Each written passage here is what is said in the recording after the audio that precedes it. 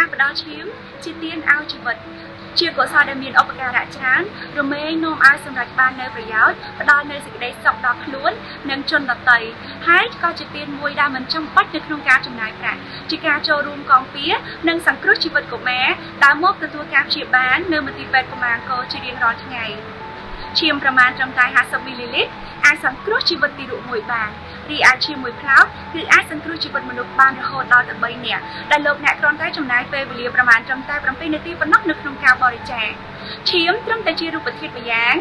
ដែលតែងតែចុះតិរាល់120ថ្ងៃម្ដងហេតុនេះបុគ្គលអ្នកដែលមានចិត្តសង្គ្រោះប្រកបដោយបញ្ញាតែងតែពេញចិត្តនៅក្នុងការធ្វើសេចក្តីល្អមួយនេះការធ្វើសេចក្តីល្អតាមរយៈទាននេះដែរលោកអ្នកពិតជាអាចធ្វើបាន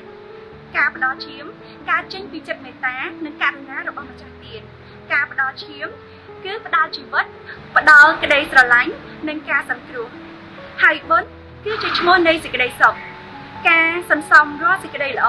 គឺជាការសាងហេតុនៃការបានសេចក្តីសុខយ៉ាងពិតប្រាកដសូមចូលរួមនៅក្នុងការចែករំលែករាល់សេចក្តីល្អតាមរយៈការផ្ដល់ឈាមរាល់សេចក្តីល្អគឺជាអាហារពៅរបស់មនុស្សល្អសូមអរគុណសម្រាប់ការទស្សនានិងការចែករំលែកនៅវីដេអូមួយនេះ